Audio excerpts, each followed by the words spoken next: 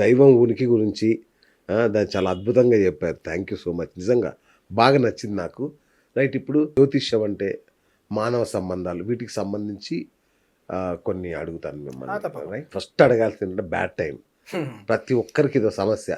Bad time start అయింది అంటారు. ఏంటి అసలు ఆ బ్యాడ్ టైం అంటే? బ్యాడ్ టైం అంటే వారి వారి వారి భావనలో చెప్తాను. వారికి ఏదో ప్రతికూలం జరిగితే బ్యాడ్ టైం. అవును, అది ఏదైనా కావచ్చు. బాగా బాగా లోతుగా కరెక్ట్. ఆలోచన చేస్తే నాకు ఇది అవసరము, నేను పొందలేకపోయాను, నాకు బ్యాడ్ టైం అనుకుంటాను. అవును, ఆ ధర్మమా కాదా పక్కన పెట్టండి. అవును, ఇప్పుడు ఐఫోన్ 17 మార్కెట్లోకి వచ్చింది, నేను కొందాం అనుకున్నాను, బిడ్డింగ్ వేసాను అనుకున్నాను. లేదా ఫస్ట్ ఒక 10 స్టాక్ ఉన్న ఒక షాప్కి వెళ్ళాను, నేను 11 వాడయ్యాను, నాకు రాలేదు, నాకు బ్యాడ్ టైం నడుస్తుంది అనుకుంటాను. నేను ధర్మానికి బ్యాడ్ టైంకి చాలా తేడా ఉంటుందని గుర్తుపెట్టుకోండి. మనకి కామ్యం తీరకపోతే బ్యాడ్ టైం అనుకుంటాం. అది కామ్యం తీరింది అనుకుందాం, సరే 2 లక్షలు రావాల్సిన ఫోన్ 3 లక్షలు పెట్టి కొనుక్కున్నాను అనుకోండి, నాకు గుడ్ టైం నడుస్తుంది కాబట్టి 10 రూపాయలు ఎక్కువ పెట్టని కొనుక్కోగలిగా అని చెప్పి చొక్కాగా వేస్తారు. అంటే బ్యాడ్ టైం అంటే అర్థం చేసుకునేటువంటి విధానంలో మార్పు రావాలి అంటాను నేను. బ్యాడ్ టైం అంటే ఏంటంటే కొన్ని సందర్భాల్లో చెప్పాలంటే, ఇంకా లోతుగా ఈ శాస్త్రపరమైనటువంటి విషయాన్ని చెప్పాలంటే, మనం చేసినటువంటి దుష్కర్మలు ఫలితాన్ని ఇచ్చేటువంటి సమయం అని చెప్పాలి.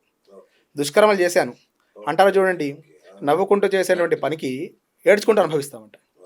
సో మనం శరీరంగా బలంగా ఉన్నాం, ఆర్థికంగా ఉన్నాం, అన్నీ బాగున్నప్పుడు చేసినటువంటి కొన్ని దుష్కర్మలు ఉంటాయి. శరీరం బలహీనపడినప్పుడు అవి మనం ప్రతిఫలాన్ని చేస్తూ ఉంటాయి.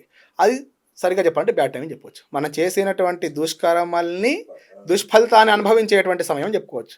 కానీ ఇంకా తత్వపరంగా చెప్పాలంటే ఒక రకంగా ఆ కర్మను తొలగించుకుంటున్నాం కాబట్టి అది కూడా మంచి సమయం అని చెప్పుకోవాలి.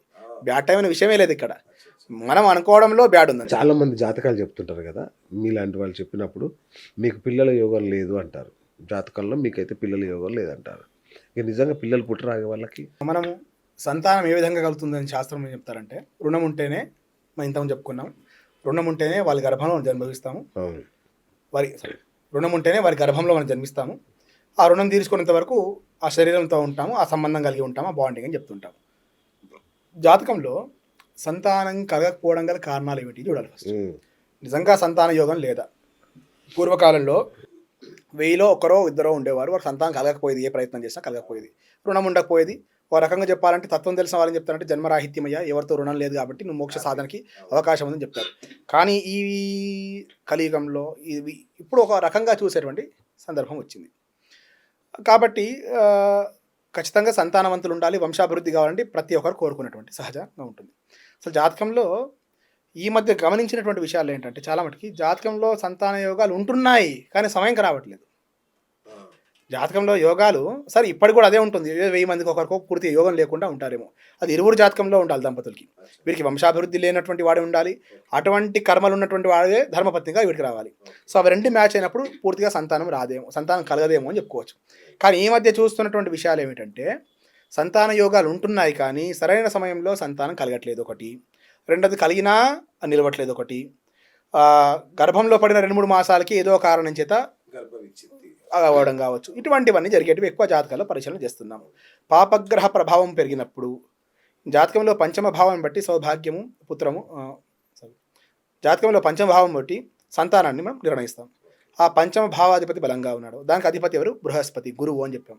గురువు ఉంటే శుభకార్యాలు చేయించగలుగుతాడు, వంశాభివృద్ధి కలిగజేయగలుగుతాడు. సో అటువంటి సందర్భంలో ఒకవేళ జాతకంలో పంచమ భావం ఇరువురికి బలహీనపడి, ఒకవేళ లాభస్థానం బలంగా లేకపోతే, ద్వితీయ స్థానం బలంగా లేకపోతే, కొన్ని కాంబినేషన్ చూసినప్పుడు సంతానంతో వీరు బాండింగ్ లేకపోతే సంతాన యోగాలు ఉండకపోవచ్చు.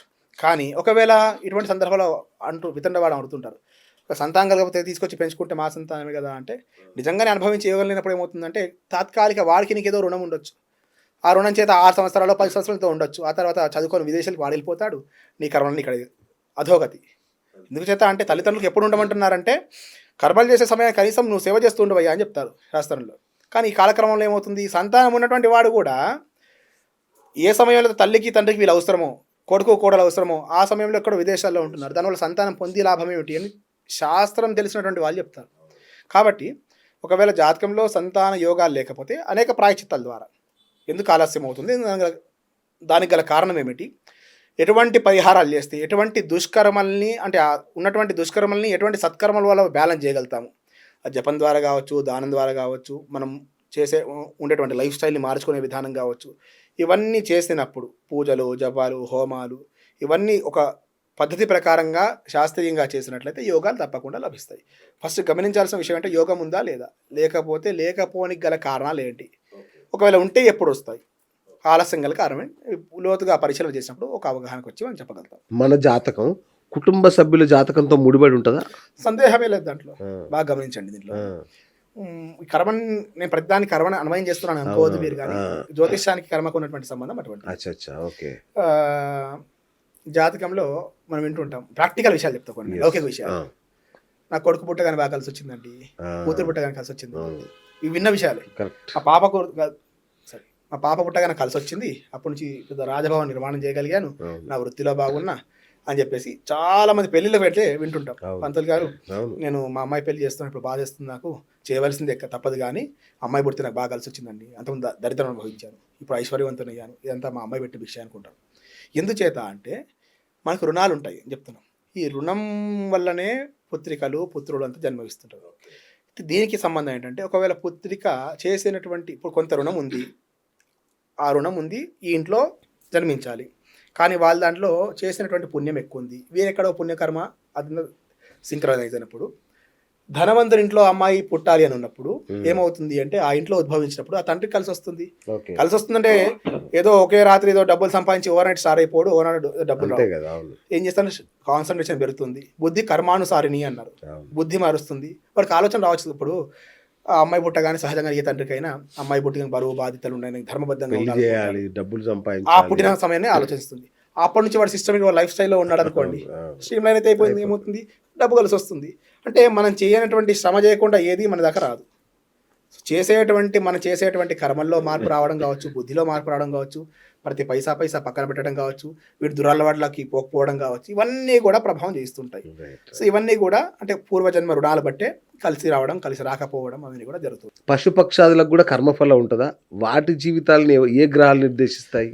పశుపక్ష మనం అనుకున్నాము, అనేక జన్మలు పొందిన తర్వాత జీవుడు మనిషి జన్మ పొందుతాడు అనుకున్నాము. అట్లాగా మనిషి కొన్ని మనం చూస్తుంటాం, కొన్ని శరీరంతో ఉన్నటువంటి సమయంలో కొన్ని కర్మను అనుభవించగలుగుతాం. ఉమ్. కుంభీపాకం లాంటివి అనేక దోష అటువంటి శిక్షలు మనం గరుడ పురాణంలో విన్నాం. నేను చిన్న ఉదాహరణ చెప్తాను. లౌకికంగా మీరు నేను ఇద్దరిలో ఒక ఆత్మ ఉంది, ఆత్మ వదిలిపెడితే తర్వాత ఏ జీవంలో వస్తుందో చెప్పలేము. ఇప్పుడు మానవ శరీరంతో మీరున్నారు, నేనున్నాను, అది రేపు కుక్కకే రావచ్చు, ఒక పక్షికే రావచ్చు, చిన్నటువంటి ఒక పురుగుకే రావచ్చు. ఆత్మ అన్నిట్లో ఆత్మ ఉంటుంది, అన్నిట్లో జీవం ఉన్నసేపు ఆ చైతన్యం కలిగి ఉంటారు. మనం ఎక్కడ అగ్ని వేయగానే సరే, ఒక ఇంట్లో వంట చేస్తున్నాము, నూనె సలసలగా ఆగుతుంది, ఓ చిన్న పురుగు వచ్చి దాంట్లో పడుతుంది. బాగా గమనించండి, అర్థం చేసుకోండి. ఆ శరీరానికి ఆ తీవ్రత ఎక్కువ, చనిపోతుంది. వేడి కాఫీ పెట్టారు, ఇక తాగడానికి వస్తుంది, ఇక దాంట్లో పడి చనిపోతుంది. అదే మనం మీద పోసుకుంటే మనకు నష్టం లేదు. అంటే ఈ శరీరానికి ఆ శక్తి తట్టుకోగలుగుతుంది, కానీ ఆ జీవికి ప్రాణమన్నింటిలో ఒకటే, గుర్తుపెట్టుకోండి. కానీ ఆ శరీరంతో ఉన్నప్పుడు అది తట్టుకోలేదు. మనం ఏమంటాం, వింటుంటాం చూడండి, వేడి నీటిలో పాడేస్తారు మనల్ని. అంటే ఈ శరీరంతో పాడేయాల్సిన అవసరం లేదు, సలసల మరిగేటువంటి నూనెల్లో కాలుస్తారు మనల్ని. ఇప్పుడు ఈ జీవి చూడండి, ఒక ప్రాణి పురుగుగా వచ్చి దాంట్లో పడింది, దాంట్లో పడి చనిపోయింది కదా. అంటే ఆత్మకి ఎంత వేదన కావాలనో కలిగింది, శరీరం కలగకపోవచ్చు, అన్ని కర్మలు ఇదే శరీరంతో పొందకపోవచ్చు. మనం వాయు శరీరంలో పితృదేవతలు ఉంటారని చెప్తాం. శరీరం వదిలిపెట్టిన తర్వాత శరీరం ఇక్కడే ఉంటుంది కదా, భూమిలో పాతి పెడతారు, దానికి దహనం చేస్తారు. కానీ ఆత్మ అనేది వెళ్తూ ఉంటుంది, రూపాంతరం చెందుతుంటుంది. మనం అంటాం చూడండి, భగవద్గీతలు చెప్పినప్పుడు, చిరిగిన వస్త్రం ఎట్లా వదిలిపెట్టయితే మనం వేరే వస్త్రం వేసుకుంటాము, ఆత్మ కూడా ఈ శరీరాన్ని వదిలిపెట్టి మరో శరీరాన్ని పొందుతుంది అని చెప్తుంది. కర్మఫలాలు రావాలంటే ఆత్మ ఏదో ఒక శరీరాన్ని పొంది ఉండాలి. అది ముందు చూస్తారు, ఎటువంటి పుణ్యకర్మలు ఉన్నాయా, పాపకర్మలు ఉన్నాయా. పాపకర్మాలు ముందు ఫలితాలకు వస్తాయి, పుణ్యకర్మలు తర్వాత వస్తాయి. ఏదైనా సరే ముందు చెడు అనుభవించిన తర్వాత బాగుంటుంది. అటువంటి సందర్భంలో ఏ శరీరంతో అయితే ఈ కర్మలు అనుభవించడానికి సాధ్యపడుతుందో అటువంటి శరీరం పొంది ఆ కర్మను అనుభవించి తర్వాత ఈ జంతువునాం నరజన్మ దుర్లభం అనేటువంటి లాస్ట్కి, అయ్యా నువ్వు కర్మలన్నీ అనుభవించేసావు, కొన్ని కర్మలు మిగిలి ఉన్నాయి, ఈ మానవ శరీరంలో అనుభవించిన తర్వాత మోక్ష సాధన చేయి, మళ్ళీ జన్మరాహిత్యం లేకుండా పునరపి జననం పునరపి మరణం పునరపి జనని జఠరే శయనం అన్నట్టు మళ్ళీ తల్లి గర్భంలో పడి మళ్ళీ కర్మానుబంధం లేకుండా ఉండాలంటే మానవ జన్మలోనే సాధ్యపడుతుంది. కాబట్టి నువ్వు మోక్ష సాధన చేయని చెప్పేసి భజ గోవిందంలో ఆదిశంకరులు చెప్తారు. కానీ ఏం చేస్తాం మనం, తల్లి గర్భంలో ఉన్నప్పుడు మన పూర్వజన్మ వాసనలు ఉంటాయంట. మనం ఎటువంటి పాపాలు చేసాము, ఎందుచేత తల్లి గర్భంలో పడ్డాము. గర్భ నరకము ఉంటుంది శాస్త్రం. నరకం ఎక్కడ ఉంటుంది? తల్లి గర్భంలో ఉన్నప్పుడే వేడివేడి కాఫీ తాగింది అనుకుందాం తల్లి, అది ఒక మాంసపు ముద్ద చలించిపోతుంది. చల్లటి ఐస్ క్రీమ్ తిన్నది అనుకోండి, తల్లి సంతోషపడుతుంది. కానీ లోపల ఉన్నటువంటి గర్భంలో ఉన్న శిశువు 9 మాసాలండి, ఊపిరి ఆడకుండా ఒక గంట సేపు ఈ రూమ్లో కూర్చోండి, ఫ్యాన్ లేకుండా కూర్చోలేము. ఇంత పెద్ద విశాల రూమ్లో గంట సేపు కూర్చోలేము ఫ్యాన్ లేకుండా.